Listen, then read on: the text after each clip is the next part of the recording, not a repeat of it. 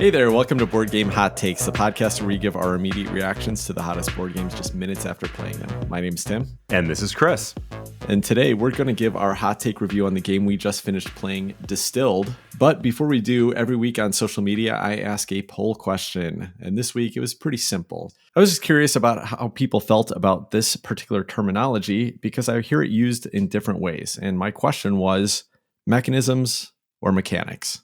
Pretty simple question, but when you're talking about board game play, it's usually either referred to as mechanisms or mechanics, like the individual parts of board game play. I've always used one term, but I hear it used in a different way on podcasts. I was curious if this was an important topic to people. Chris, how did you answer this? Well, my real actual answer is, who cares? But my more detailed, nuanced answer is, I think it's kind of like we do with so many words these days. We kind of abbreviate them from one thing into another. I'm guessing, and I haven't actually looked this up, maybe there's a dictionary definition that actually answers the question, but I'm guessing that it's mechanisms is the technically correct word. But I say mechanics all the time. The same way that, how many times are you on a conference call and someone says, oh, I'll send you an invite for that. No, you send them an invitation for that. But people say, I send you an invite for that. And I don't get on them because they're using the wrong term. So I think this is kind of the same thing. It's kind of a shorthand. We say it because it's quicker and easier to say mechanics rather than mechanisms. It just seems like it takes up a lot more headspace. So I don't really care. I probably say mechanics more often than mechanisms, but I think I use both. Well, here's how people answered the poll. 52.4% said mechanics and 47.6% said mechanisms. So believe it or not, mechanics came out a little bit ahead there. Interestingly, so the reason I started using mechanisms is several years back, I was listening to, some podcast or review or something, and somebody specifically called out and said, you don't say mechanics because a mechanic is the person who works on your car. You say mechanisms because that's the element that you're involved with in a game or other things. So I just always assumed that was the right thing to say. But I have heard a lot of people using mechanics a lot. Based on this poll, a lot of people thought mechanics was perfectly fine. And in fact, the most visceral reactions I got to this were the people that were just angry that this question was even asked at all. I'm going to read one example of this. This is Luke Wortley. He's a listener of ours and an author. And he said, hot take, language evolves, indentation and connotation can become conflated and eventually melded over time. This sort of prescriptive pedantism exhausts me. I didn't vote for either because there isn't a I don't care or both are fine option. I'm specifically referring to the mechanic is someone who works on a car types, who sits smugly back in their comfort of correctness without knowing there's a plurality of definitions for that term that vary wildly depending on field of study and common usage. So Luke used a lot more interesting language and words than I would have to explain that. But there were several other people that also felt just as strongly about it not mattering. Some people that did care either way, somebody who posted the actual dictionary definitions of both of these terms, and they both seem to work just fine. So what I learned from this whole thing was that you can probably use it either way you want to. I'm now in the habit of using mechanisms and will probably continue to do that. It seems like it could be fine either way. So, hey, I learned what I wanted to out of this poll. Doesn't matter. Do what you want to do with it. Well, I got to shout out, though. I love Luke's answer, which is, I think, sort of a much more elegant way of saying who cares. But I mean, that's language. Language evolves over time. And I mean, you think back to Old English, it's crazy. Words mean entirely different things. Even spellings change over time. So I love that answer. Nice job, Luke. Yeah, I will say, though, that there's one term that I'm very disappointed that the language changed over time, and that was literally and figuratively. Like the Oxford Dictionary now actually believes that literally can be interchanged with figuratively because people have been using it incorrectly for so long. And so that's the type of change in language that just doesn't make sense, yet we're stuck with it. I am ashamed to say that is one of my few pet peeves. And I argued that point pretty close to the death with my millennial nephew. And he had to actually point me to the page in the dictionary where it says, well, the virtual dictionary, how's that for old school? The Websters.com, whatever, where it actually shows what you just said, Tim. And I was so embarrassed, not only for myself, but for Webster's as well. And for the human race. Yes. Yeah. All right. Well, let's get into a description of Distilled. In Distilled, 1 to 5 players are fledgling booze makers who were lucky enough to inherit abandoned distilleries from long-lost relatives.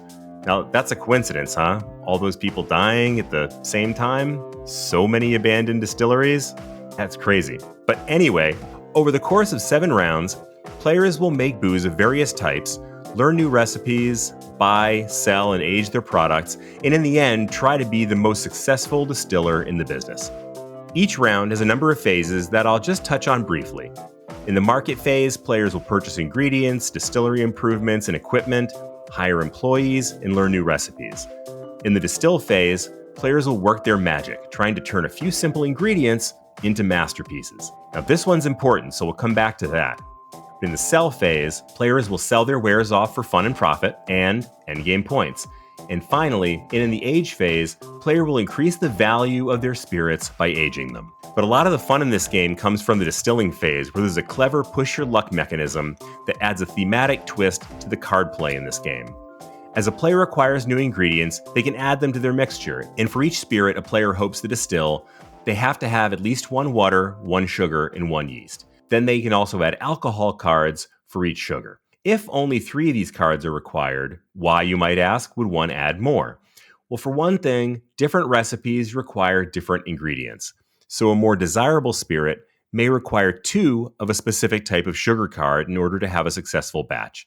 Second, the way the distilling process works is that the player will put all the ingredient cards into one pile and shuffle them together. Then they'll pull off the top and the bottom cards from the deck. This represents the heads and the tails of the batch. In distilling, this is intended to eliminate the imperfect beginning and end of a production run. But in distilled, this also presents an opportunity to lose something you need to complete that perfect recipe. We'll talk a lot more about that during the review because that's a big piece of this game. But suffice to say, you'll want to add a couple of duplicate cards to reduce the chances of losing something critical if you can. After 7 rounds, players will distill, quote unquote, their remaining items, ingredients, etc., to victory points, and the player with the most points will be the winner. Distilled was designed by Dave Beck and is published by Paverson Games and is currently shipping to Kickstarter backers as we speak. Thanks for that description, Chris. And yeah, we thought this was a great opportunity to play and talk about this game as people are just starting to receive it, and it will presumably be coming to retail in the near future. So let's jump into the gameplay and mechanisms of Distilled. So I think the most fun part of this game, and it's a little thing, but it's so much fun, is the heads and tails piece. So as you go through the process of building up your recipes, you're going to have to get certain ingredients. Like I said in the game's description, the yeast and the water, that's always going to be the same. And then you've got your alcohol cards that you may or may not be playing multiples of. But really it comes down to the sugars.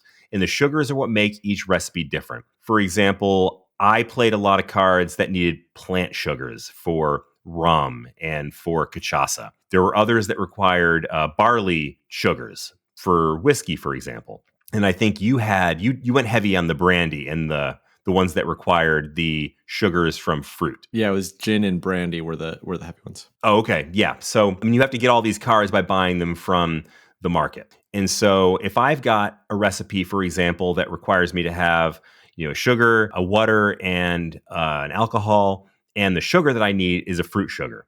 So once I shuffle those cards and I draw the top and the bottom, if I happen to pull that sugar out, I'm going to have a recipe that's got no sugar anymore. And so I'm going to be left distilling something that's a lot less valuable. Now, you'll always get something out of it. You're going to get moonshine or vodka out of any batch, regardless of what you do. But if you want the higher point value recipes, you're going to have some of those specialized sugars in there. And so you're rolling the dice a little bit every time you pull the heads and the tails off because you don't know what you're going to be pulling out. You can add in more cards if you want to, but that's expensive. So that can be a really tricky thing. And a perfect example of how this can really come back to bite you, I was doing my quote unquote signature recipe, which was some kind of specialized cachaça. I was playing the character who was from the Americas, from Brazil. And so cachaça was the signature recipe. And I had this special ingredient that only my person had. And I put my stuff into the deck, shuffled them up. I put in extra stuff just because I knew this is going to be a potential issue. And I went to go distill it. And then when I pulled out the heads and the tails, I had pulled out that special sugarcane ingredient. So all of a sudden, oops, I don't have my special recipe.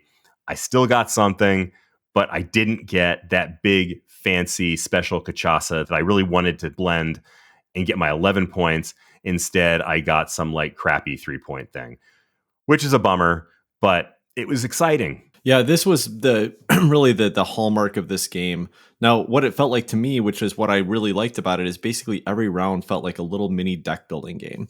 You basically were collecting cards during the market phase, maybe some leftover from the last round, and then spreading them out and shuffling them together and hoping that the right hand of cards came up. And it was so fun. It was great. Now, there's a couple things that I think really made this work. It is push your luck, and it's high stakes sometimes. If you're trying to make a special recipe that you've invested in, you've purchased the recipe for it, you've bought the ingredient cards, and you don't make it, oh, that stinks. But first of all, you have the opportunity to add more ingredients. So if you can afford it, you don't have to really push your luck. It's not that risky. But of course, it means that you're investing more in that. But the other element is that you will almost always make something, like Chris said. There's smaller ingredients. Like you can make, I think it was vodka, as long as you had any fruit sugar in there. And so that still gave you a benefit. When you make one of these recipes, you take a label from that type of recipe and you get to put it on a bonus space on your board. So as long as you have one of those spaces open still, you still get a little bonus. You still get the points from that recipe. You get some extra dollars.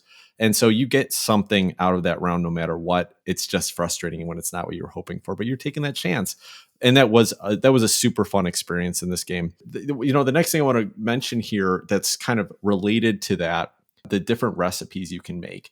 This was a clever. Everyone had at the start of the game 2 recipes available to them, really 3 if you count your signature recipe. And then one of the things you could buy in the market phase was the opportunity to make additional recipes. So you had to invest a little bit on what you were going for and then try to build it up. And so it gave you some interesting choices to go for. Once you made it, though, you get these labels and you're going to put it on your board, like I said, and get a special bonus. And they're pretty powerful. But what's more important is that there's a lot of end game goals, a lot of goals that are in your hand, a lot of goals that work with your other, maybe with your starting character, and with some of the bottles that you use and things like that will trigger based on the label you did, based on what region it's from, based on whether it's unique, things like that. So there's a lot of fun little benefits from trying to unlock these. Everybody kind of went different directions, probably driven a little bit by their goal cards, but or what was in the marketplace. But it was just fun. It was fun to pursue all these little options with distilling these different liquors. Yeah, it's interesting what you're saying about the competition. I didn't feel like, or at least I thought I didn't, at least I thought I felt like there was not a lot of competition. But one of the things you're competing for is those labels. And it actually occurred to me as I was thinking through that Steve and I were actually competing quite fervently for some of those labels because he and I both purchased on our first round a recipe, and we both purchased cachaça. And there's only 2 of those labels available. Thankfully for me, I was able to get my cachaça brewed twice, distilled twice, before he was able to get his. And so I actually got both of those labels before he was able to get any. So I get to snatch them all up. He didn't have any available, which doesn't mean he can't make it. It just means that he can't get the little bonus for having the label.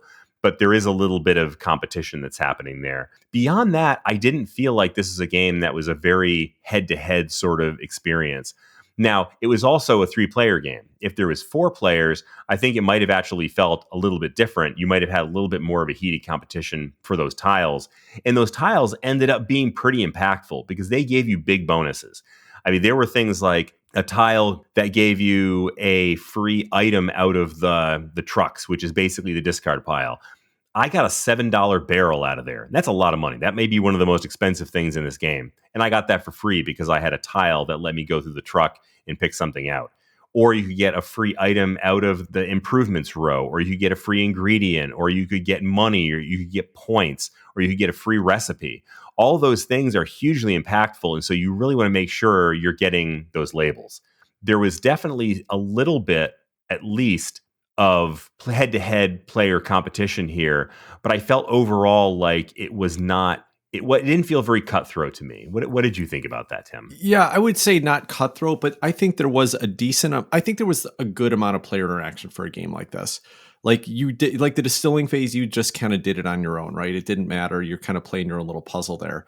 But here's where the player interaction came from. The markets were exciting and interesting and evolving constantly. That was important. You had to make it's kind of like worker placement. You have to make a decision. Do I buy this first or this other thing? Because what could someone else buy it out from under me? So if you're really paying attention, you could think about what somebody else might be trying to do that turn. What's the location of their character card that they might be trying to synergize with? There was the general goals that at the end of every round you check to see if anyone met them. And so you might be racing for those. So there was that element as well. And then almost more importantly was everyone started with 3 goals that's hidden, just personal objectives. But all of them, at least that I saw, cared what other people did. Like, who did you have the most of this thing? Right. And so I was constantly checking your guys' boards to say, wait, what is he making? Is he going for this type of liquor? And then right at the beginning of the 5th round, it's games played over 7 rounds, but at the beginning of the 5th round, you're going to discard, maybe it's the 4th round, but you're going to discard one of those goals. So if all 3 of them aren't achievable at that point, you can get rid of one and just focus on the other 2. So I thought it was enough interaction for me to care what you guys were doing, paying attention to what you were going for. Who was buying from the market was always exciting because there was always one thing that I wanted, and somehow Chris bought it out from under me every single turn. So a decent amount of interaction, but nothing. It's not cutthroat, right? Like you said, it's not like you're going to go in there and just screw somebody else intentionally, almost ever. Usually it's just like, can I get to this thing before someone else does? In some games that can feel a little bit multiplayer solitaire. In this game, it's I felt it was a pretty brisk game and at the right weight where that was the right amount of player interaction. Being cutthroat, there's already the risk you're taking with just distilling your liquor and the kind of the push your luck there. I think if someone else could actually get in your way intentionally, I think that would have just been too painful and it would have turned what was a pretty fun experience into a sour experience. I wonder, Tim, if after a few more plays, we might find it to be a little bit more aggressive that way. So, for example, my special ingredient that I used up early on for cachaça, I was hoping to do my special cachaça, was sugarcane. I had a special sugarcane, or I think it was sugarcane juice. And the rest of the game, I was waiting for sugarcane to come out because I still wanted to make my special recipe, and I wouldn't get the points from the special ingredient. But as long as I could get some sugarcane from the market, I'd be okay and I could do it. And then sure enough, sugarcane came out, and you even said, "Hey, Chris, there's your sugarcane." And I'm like, okay, great. I hope Tim doesn't take that out of the market because I need that sugarcane right now. And sure enough, I was sitting there like all clenched up waiting to see what you guys bought from the market because that was the round that I was the last player. And nobody bought it. But I was sitting there thinking, right now, Tim could take like 12 points out of my hand just by spending $3, which you had plenty of money at that point. Oh, I should have. You could have just spent $3 to buy that sugarcane. And in fact, I think if you had bought that sugarcane and I hadn't gotten it, you probably would have won the game. Oh yeah, man, that's crazy. And I actually had the money too. I ended up with leftover money at that last round. I could have spent it. So that's a great point. Right. Well, that's why I think this, if we knew this game better, we might have actually been a little bit more aggressive about it. Yeah. And I'm not sure that's a bad thing. I still think it would have been a lot of fun. I still think there's enough duplication in there that it probably wouldn't make a huge difference on a regular basis because, I mean, there's probably plenty of sugarcane in there. We just didn't see a whole lot of it. But that added some real tension for me. I thought that was kind of cool. Yeah.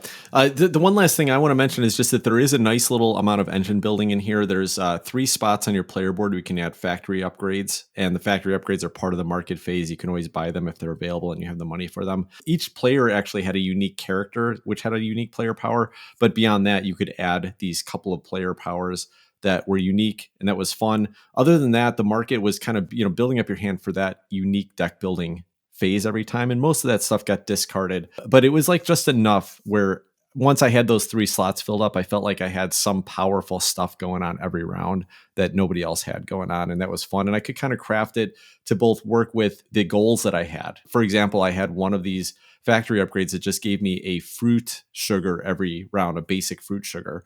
And so I kind of went towards the types of liquors that you could use fruit sugar for. And all those also, one of them triggered one of my personal goals to help me get specific types. And so, yeah, that just it was fun. It's a fun puzzle to put together that starts from the opening round. Starts from when you get to choose which character you're going to play with and look at your starting hand goals and what the public goals are, and then start to decide what are the most important decisions. Do I spend all my money in the first round on an upgrade that's going to help me throughout the rest of the game, or do I buy some cool things to build a great, to buy a new recipe or make a great recipe in the first round? Fun choices every single round, every single market phase. Yeah, the little bit of engine building in here was just perfect for this weight of game. I love the engine building in this one too. And example on my game that I played tonight, a couple things happened that really worked in my favor. One is I decided I was going to focus, because of my character, on the spirits that were based on plant sugars. And there's two of them, cachaça and rum. Unsurprisingly, to those who know anything about cachaça and rum, very, plant-based sugars. And so I focused on that. And I was able to pick up in the market I think it was, I forget what the specific improvement was, but basically at the beginning of every round, it gave me one free plant sugar. So I automatically got one. So I was always flush with plant sugar. So I could throw in extras and not worry too much about losing my special ingredient, which of course I still ended up doing because I was stupid and didn't use enough of these extra plants that I had. But there was that. And there was also the bottles. One of the things that a lot of the bonus points and a lot of the special goals center around is the special decorative bottles that you can buy. And I was able to buy a glass blower that let me get discounts on these special bottles. And so I was able to keep getting these bottles. I was able to keep getting these plant matter items so that I could have a little bit of a leg up every time we went through a round, which actually brings me back. I never really talked too much about the actual variables in your recipe in a particular sale. And I think that is kind of important. And it made the game particularly, I thought, very interesting. One is, of course, the recipe itself. What are you making? What ingredients do you need to have in order to make the recipe that you want? The other one was the production vessel or the storage vessel. You could have something as simple as your basic metal barrel that you start with. Doesn't give you any bonus, nothing special, but it's something that you can use to store your initial batches. Probably the thing you're going to use for the first round or two. You can buy a stainless steel barrel that gives you a little bit of a benefit. I think it give you $2 instead of $1. Then there's more expensive ones you can get, like you can get fancy oak barrels and things like that you can use to age spirits. But whatever vessel you're using to store and or age your spirit can add points or other benefits to your mix. The other thing is the bottle. This is what you're using to sell your spirit in. The bottles all come with various bonuses like points or dollars or even endgame scoring points depending on where your bottles are from. They're from different regions or they have different point values associated with them. And you save those up and it's almost like a set collection. So you get some set collection points for the bottles that you use. So for every recipe, you've got the recipe itself, you've got the storage vessel, and you've got the bottle. And so you have these really cool ways that you can mix and match these things that I thought added a lot of fun. In particular, there was bottles where like I had basically it was like a tequila bottle. And if you blended a spirit from the Americas and sold it in the tequila bottle, then you got extra bonus points because it was a spirit from the Americas. I just thought that was, kind of constantly kept you thinking about how to combo these things up to get the right bonuses, get the right points, and that was a blast. Oh, yeah, and I'll talk more about the bottles when we talk about theme. But one more thing I did actually remember I want to talk about, it has to do with whether you age your liquor or whether you just sell it right when it's created. Mm-hmm. And the more valuable liquors required aging, and some of them you couldn't even age the less valuable ones. But it was an interesting trade-off because you can only make one liquor per round. And so if you make a liquor that doesn't need to be aged, then you just sell it immediately. You get the points and you get the coins for it. You can spend in the next market phase. But if you make one that needs to be aged, it sits in your warehouse and you don't get any points or coins that turn, which can be really rough starting in the next market phase. But there's an interesting trade-off because every round that you age that barrel, you just take a random flavor card off the top of this deck, you stick it in the barrel. And then when you do eventually sell that, you reveal everything you get for it, including any of the flavors that you've added to it. And it's so fun to reveal those and see there's a lot of flavor on them. It talks about them. It tells about the notes that it's given you. But they also, depending on how valuable or how good the flavor would be, it's going to give you more coins for selling that. And that was just a fun experience to do that. But also, I thought it was pretty cool that like Steve and Chris both aged a lot of alcohol on their boards. I only aged one barrel, one turn, and then sold it. So almost all my stuff was sold directly. And it was a pretty close game. I think Chris ended up like 6-7 points ahead of us. Me and Steve were within 3 points of each other. And so I think you could viably do either strategy. And it's more about the timing and what you combo together that's going to make this a good game that you're putting together. I was afraid that it'd be like, okay, if I start aging early, I'm definitely going to win this game. But you guys did that. I didn't, and still managed to put a game together. And so I appreciate that. But it was another fun part of the experience. Yeah, actually, my character incentivized the unaged spirits because I got a bonus when I did an unaged spirit. So yeah, good example of that. All right, well, let's talk about the theme and production of Distilled. Now, we played this on Tabletop Simulator tonight, so we didn't play with the real production, but this was the official mod for it. Chris has the Kickstarter game coming soon. We're excited to play it. We may talk about it some more in the near future. But Chris, what do you think of the production? I thought it was really neat. I will say the one complaint that I have is some of the art. Overall, the art is generally good, but where there are people on the cards, they're just kind of these goofy, grinning cartoon characters, which I don't love, I will confess.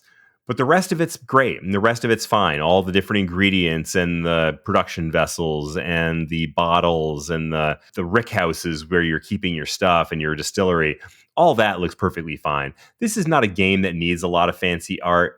There's some pretty basic things you can do to make it look nice, and I think they did that. Now, I think in the Kickstarter version, it's a fairly nice production. There's also going to be a really nice insert from what I saw from some videos from Paverson Games.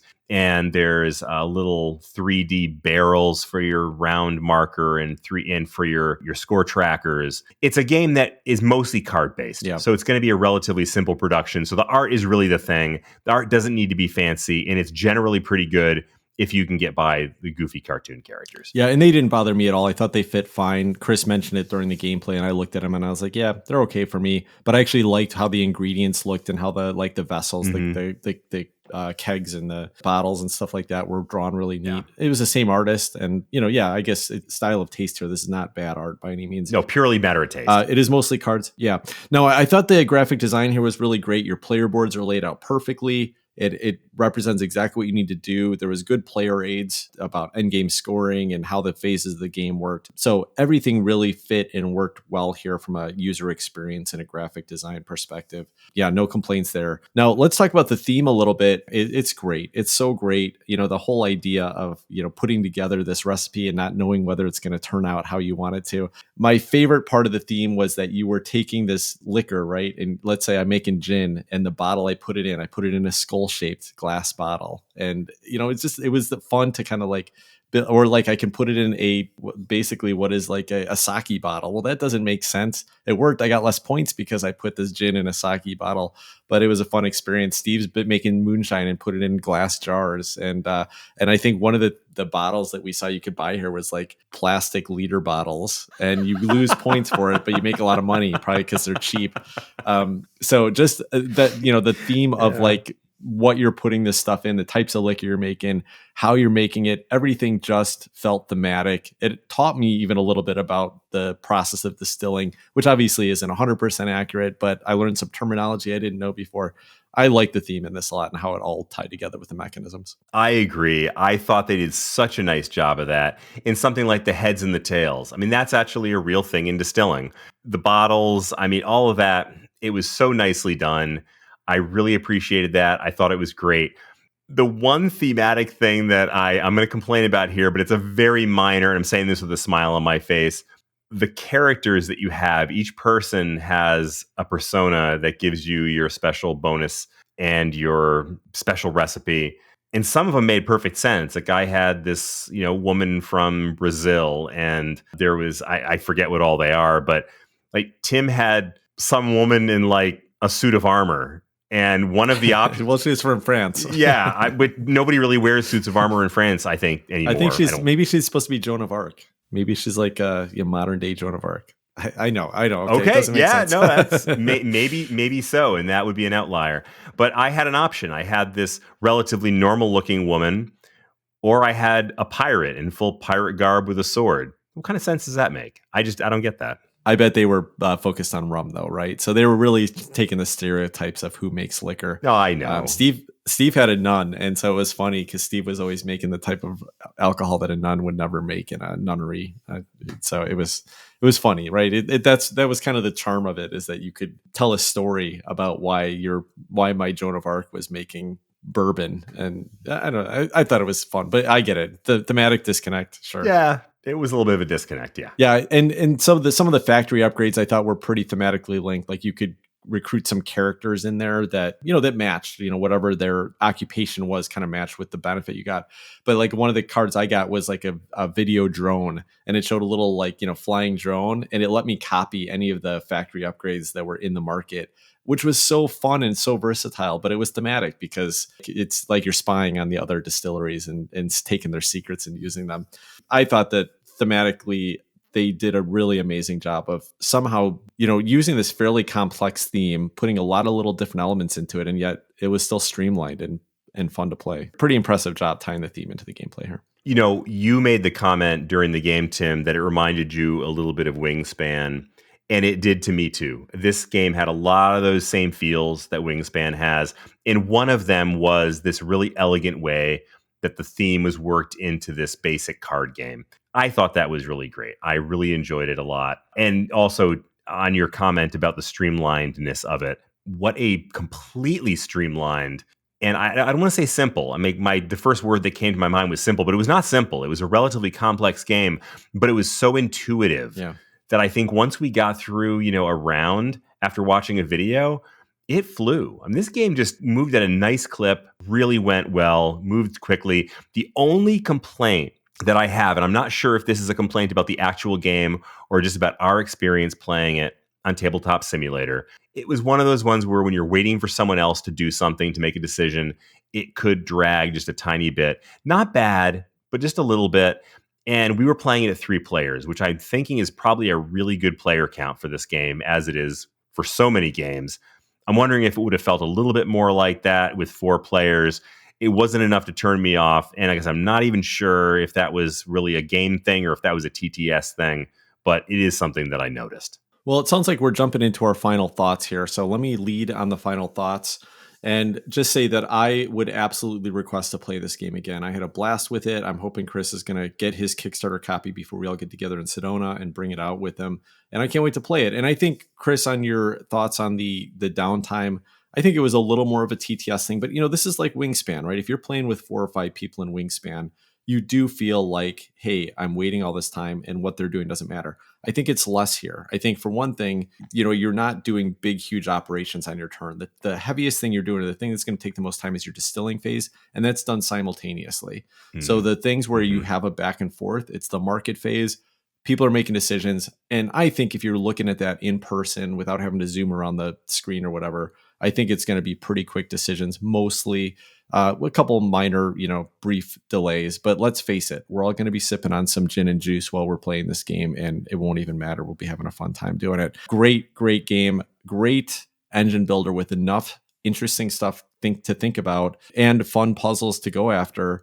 I've been talking about this for years. Like, I want a streamlined engine builder. This game hits it, I think, at just the right spot. It gets just into that medium weight range where it feels like there's some interesting mechanisms and choices to make, but it's still streamlined and quick enough to feel like, yeah, I can get into this quickly. Now, I suspect this is going to be a little bit of a heavy teach. Like when I first watched a rules video on it, it was a bit of rules to go through, a bit of different things you have to describe. So that takes it right outside of that like lighter engine builder that's going to be really easy to get people into. But I think this is great. I think the best comparison I could make was Wingspan. The other comparison I would make was a recent game we played, which was Dungeon Pets, which just feels similar because every round you're kind of pursuing different goals and you're pushing your luck a little bit with what you're going to get out of it. So that gave me some feels there as well. And this fits squarely right in the middle of that. I think it's a little heavier than Wingspan and a little bit more interesting. But quite a bit lighter than Dungeon Pets. And yeah, I thought it worked. I thought it worked fantastically. And in fact, surprisingly good, surprisingly fun, surprisingly streamlined.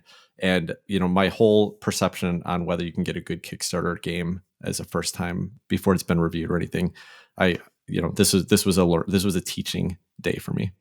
Wow. I just want to pause there for a second and reflect on what Tim just said. I mean, it's happened before. It's happened before a couple times, but it's so rare. This is a really quality game.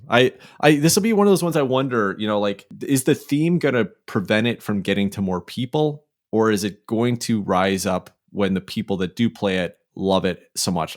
I don't know if everyone's going to love it as much as I did, but this is a game that I wonder, is this one of those ones that's going to kind of sit in the thousands and it doesn't belong there? or is it going to trickle its way up because it's such a fantastic and interesting game? That's a really good question. And actually, it brings me to my final take on it, which is I was also very pleasantly surprised, which is kind of a strange thing to say for somebody who backed it, right? I mean, if I didn't think it was going to be great, why did I back it?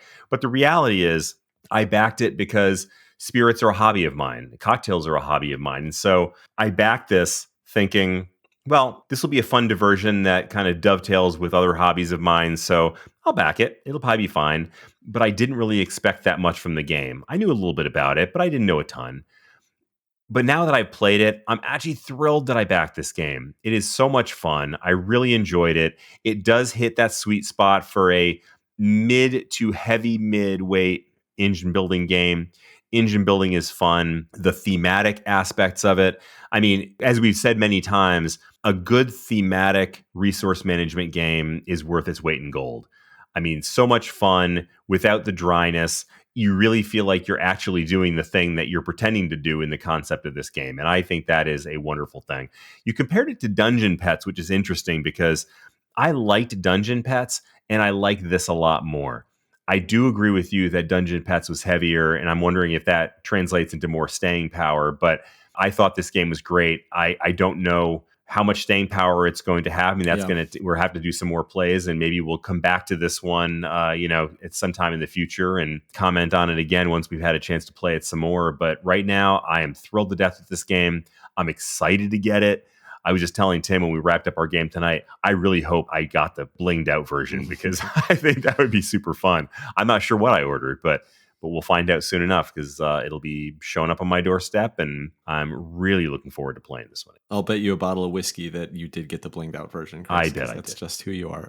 It is who I am. All right, cool. Well, that'll wrap up our review of Distilled.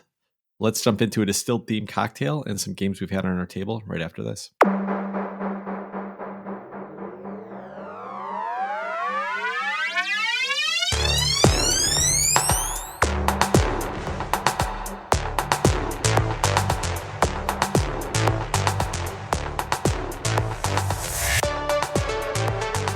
All right, welcome back. Chris, you know we had to do a cocktail segment with Distilled tonight, so what do you got for us? Well, technically, it's not a cocktail tonight. So I have been waiting for this game for a long time because, like I just said, it pulls together two of my passions, gaming and fine spirits. So it seems like that would make tonight's cocktail segment a snap, right? Well, actually, it turns out no. And that's because with a game that's so spirit forward and based completely on this distilling process, honestly, it seems almost sacrilegious to offer a mixed drink for your distilled gaming experience. But of course, there has to be a drink segment here. So instead, I'm going to suggest something a little bit different. What about a tasting? First of all, tastings are a ton of fun. They give you an opportunity to try a variety of tastes that you might not otherwise experience. And the best part is that you can tailor it 100% to what you like or what you find interesting. You love whiskey? Try a whiskey tasting. Never had Baijiu before?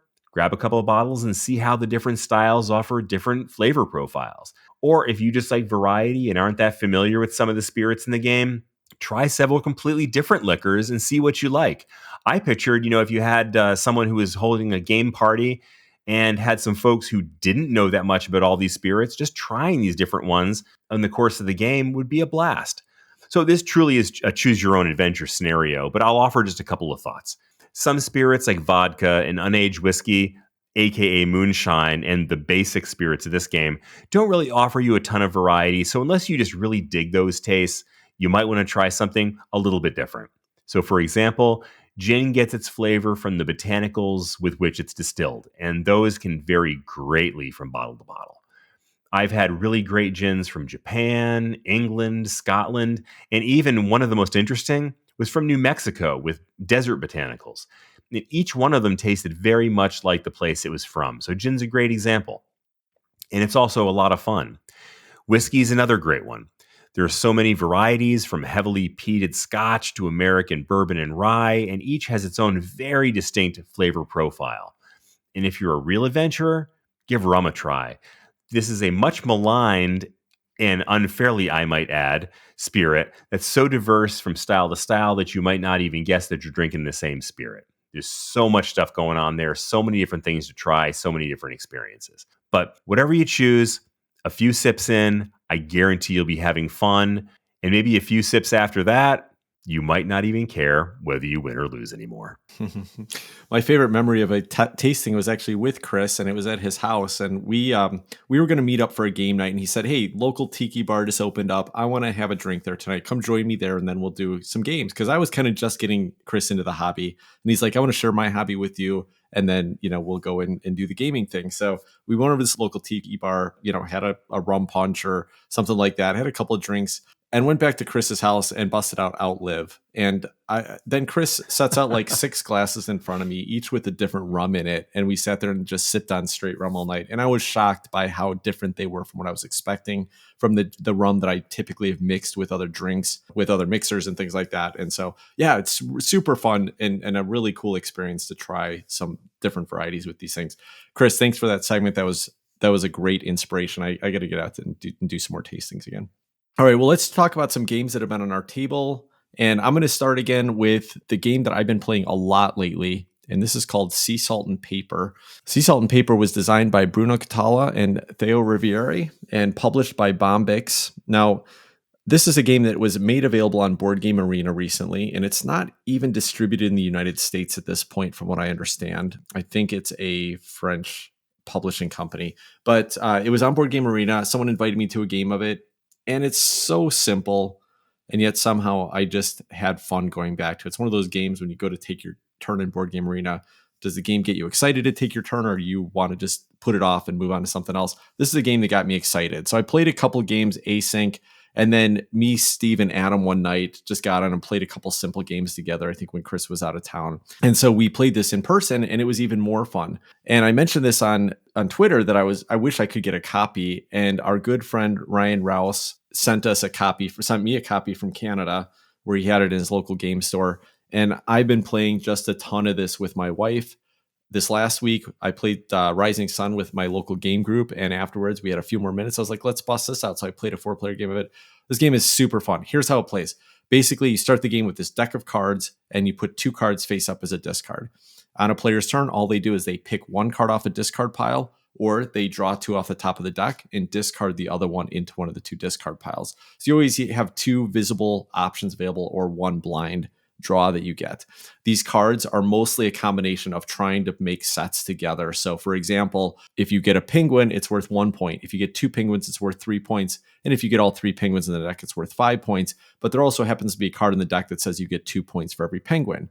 So there's these fun little combos you can put together. Some of them just combo 2 cards together. If you get 2 crabs, you play those out immediately. You don't keep them hidden in your hand, but you play them out immediately, and then you get an immediate benefit. In the case of the crabs, you get to pick up one of the discard piles and take a card from it. In the case of the shark and swimmer cards, you play them immediately, and you get to steal a card blindly from someone else's hand. Those little sets are worth 1 point each. What do the points matter? Because there's also a push your luck element here. If you get to 7 points or more in your hand, and with the cards that are played out on the table, you get to either say stop, at which point everybody reveals the cards in their hand, you add them up, and you just keep track of it. The game's going to play till 30 to 40 points, depending on the number of players. But if you say last chance, then basically what you're doing is betting that if everyone else takes a turn, you're still going to be in the lead. And so you say last chance, everybody else gets one more turn, and then they reveal their cards. If you have tied or beat everybody else in that round, you get both the points in your hand plus your color bonus, which means the cards also have different colors on them. And so you're going to count whatever color you have the most of and add that to your score. Everyone else only gets their color bonus. So even if they had like 6 or 7 points, they're now only going to get maybe 1, 2, or 3 points for the number that they have in their hand. So you can turn a hand from everyone's getting 5 to 8 points into I just got 13 points, everyone else got 2 or 3 points. But it's risky because if you don't win that, then you only get your color bonus and everyone else gets their score. So it adds just a little fun element. Now, the game is super simple. It's super luck based. Hands are going to go quick, but it feels like a lighter and kind of brisker version of Fantasy Realms because the combos are more likely to come up. So you're more likely to make interesting hands. It's not huge points. There's not a lot of scoring that happens at the end, and it adds that little push your luck. So For my money, this is kind of a better version of Fantasy Realms. You'd probably say if you played Fantasy Realms in this, you're going to say, Tim, it's nothing like Fantasy Realms, but just bear with me. I think there is a little bit of a similar feel to it. I just love it, and it's adorable. It's all like paper mache artwork set around the sea. So it's called Sea Salt and Paper. Every card has basically not paper mache, origami, essentially scenes on it. So it might be a sailboat in the ocean, it might be a crab, it might be a penguin. It's all going to be things that you'd find around the ocean or around the sea, but set in a origami style, all with bright, colorful backgrounds on them. I love this game. Chris, you played it a couple times async. I know that this is not your style of game. What do you think of it? Well, like you said, not my style of game. This kind of set collection, Hero Realms, Sea Salt and Paper. I'm probably the wrong guy to ask. This isn't my jam. But I will say that the art in these things is so charming. I mean, it made me smile every time I looked at it. Even if I didn't particularly want to take my turn, I wanted to look at the cards because they were so cute, so charming. So if this is your kind of game, what a delightful way to do it. It's a lot of fun to look at. So I've got a couple things that have been on my table this week, at least my virtual table. I've been playing a lot of stuff on BGA.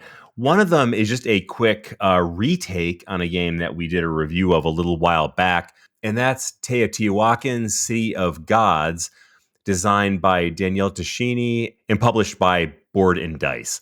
We did a review on this one, and it drew a lot of comparisons with Tzolk'in, the Mayan calendar. It's part of that Italian design group that we've talked about so much and that we really enjoy. And at the time, I think I was still pretty much in the camp of, I love these guys. I love a lot of the work that they do, but Tzolk'in's my game. I've been playing both of those games a bunch recently. And I will say that the more I play Teotihuacan, the more I like that game. It is a great game. I really enjoy it. I still also really enjoy playing Tzolk'in. Those are still two of my favorites. So I guess the moral of that story is great designers, great games. They're both worth playing, and they're both different enough that I feel like I'm getting something, a different experience each time I play each of those games, and they do not have a lot of overlap for me. So they really do fill two different niches in my game experience. So I will say that my initial evaluation, which I think was maybe not, I would say better than lukewarm, but I definitely was put Teotihuacan below Tzolk'in. I am course correcting on that one and say that now it's probably pretty close to even on those two. And I know you and I have played that a few times, Tim, as well. How have you been feeling about Teotihuacan? Yeah, I would agree. I mean, I liked my first play of Teotihuacan. I liked it when we reviewed it. It reminded me how much fun it was, but I would have said at the time that I think Tzolk'in was a preferred game as well. And I also have shifted a bit. We've played enough. Every single game is fun and interesting decisions. I think I like it just a tad more than Tzolk'in, at least at 2 players. But, then you and I played a game of Tzolk'in this week that was a blast too. We both kind of played unique strategies and I had a lot of fun. So both great games. Teotihuacan's a fantastic game. I think I said it during our review. I think it's one of the best values you can get for a decent weight euro. Mm-hmm. It's like a $40 game with a ton of components, nice quality cardboard, these nice wooden blocks that look like big dominoes. And I actually picked this up recently to Seller's Market. Someone was selling it for $20. They had not even punched it. Wow. Essentially brand new. And I'm so excited that I got it for that price. But even if you get it at full retail, I think it's a value. I think you should pick this up if you haven't tried it or haven't played it. At least give it a shot. Very interesting gameplay. This is one I'm excited to play at Sedona when we get back to Yeah, totally. That and a total bargain too. I don't own that one, but it's one that I think I might be getting at some point. The other game that I've been playing recently a bunch is Space Base. This is a game that I love to talk bad about in the past because it is so simplistic, and the art on this game is so uninspiring, but it is a lot of fun, and it's on BGA, so it's easy to play, and I've been playing it a ton. In fact, I'm looking at my BGA ranking on it right now, and I gave it a 7. I think I'm going to have to upgrade that a little bit because it is a lot of fun. Pure engine builder. The gist of it is you have spots from 1 to 12 on a player board, and each one of them can be filled by a spaceship. In each spaceship, there's a top part and there's a bottom part. And the bottom part, the main part, whenever you roll the dice, you roll, say, a 1 and a 6, you can either pick the benefit from the 1 card and the 6 card, or you can go with the benefit from the 7 card. Very simple choice. And then when your opponents roll, you also get a benefit, but you get the benefit that's at the top of the card. And so usually a little bit of a lesser benefit, but you're still getting something out of it. And then each round, you're also getting the opportunity to buy new cards, and those give you the opportunity to get points, to get dollars to spend to buy new cards, to get income. And there's a whole bunch of other little mechanisms in there that you can generate through cards as well. But each round, it's a very simple thing. You roll the dice, you make a choice, and then you buy cards and you collect up whatever the benefits are. Simple, svelte, quick, speedy, lots of fun, very simple, doesn't take a whole lot of thinking. Or maybe it does take a lot of thinking. I lose a lot at this game, so maybe I'm just not thinking enough about it. But it's one that I originally was not super inspired by, but now I think I have a new appreciation for it. Worth a try, especially if you're on BGA. Give it a shot. And Tim, I know this is a game that you've played quite a bit as well. I know you have the physical version, which is the first way that I had ever played it. Are you still playing this game? Yeah, playing it a lot. It's an easy one. If Danielle, and Jen want to get a 30-minute game out, this is often one of the top 3 games that we pick from. We play it all the time. Also play it on Board Game Arena regularly with my parents and my brother. So I get a lot of plays of this. Here's an interesting thing about this game. When I taught this to my parents a couple years back, they liked it. They went out and bought it, but they hated messing with all the cards that let you charge things with cubes. They just felt like, I don't know what they do. They're not enough value for me. So they just decided to take them all out of the deck and only play with the cards that give you income, points, or coins. My wife also didn't love the game originally. She felt that those charge cards were confusing and a little, annoying. And so I said, well, why don't we try it like this? So we took those out and she loved it after that. So that's basically how we played this game for years.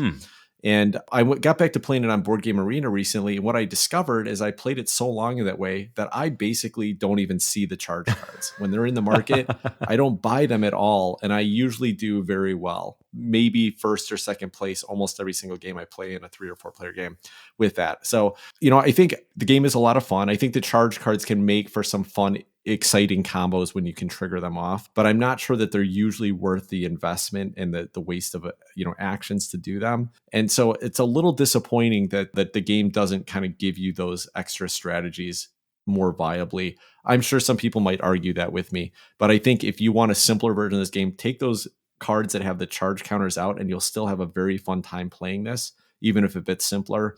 But if you like those, that's cool too. Like I'm happy to play it with them in there. Once in a while, I'll pull one and try to see if I can play around with it. There's actually an expansion that I think is in play testing right now for this, and there's a public play test. You can print and play this, I believe, and it's up on Board Game Arena, and they just ask that if you play it, leave feedback on there. So I'm probably not going to do that, but I'm excited to see another expansion. I've got the last expansion, Shy Pluto, I think it's called, which added a kind of a fun little campaign element and some interesting cards to shift in there. But hoping to see some more interesting ones that I could add to the game without all the complexity that the charge cards added. This game doesn't need complexity. It's just a great, fun little dumb dice roller that keeps everybody's attention around the table because you got to see what everybody rolls to see what benefits you get for it. I'm glad you brought up those charge cards because I feel exactly the same way. The one thing that frustrates me about this game is it's one of those ones on BGA where when my turn comes around, it's a quick little take a look, see what looks interesting and fun.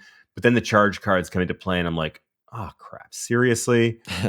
I gotta put that level of thought into this simple little game. I don't like that either. So I appreciate that sentiment. Also, I forgot to mention that Space Base was designed by John D. Clare and is published by AEG. All right, cool. Well, I think that will wrap up our conversation on games today, but I did want to call out one listener this week before we wrap up the show. This was Jay Kokoski left us a review on Apple Podcasts. It's a 5-star review, and the headline is Fantastic Board Game Podcast. Here's what he said. New listener, found this wonderful podcast after Tim appeared on RTFM's channel, have a similar history, long-term MTG or turn board gamer, and decided to check them out.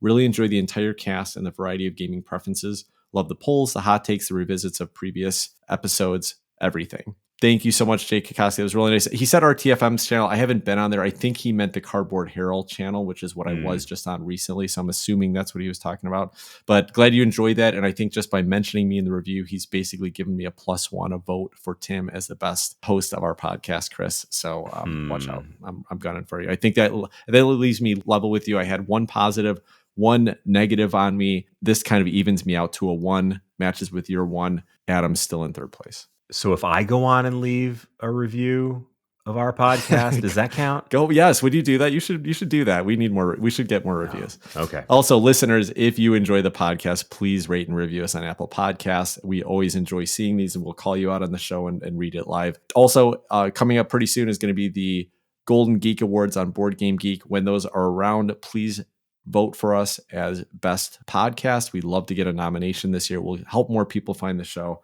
and we'd really appreciate it. Until next week, take care, everybody. Good night, all.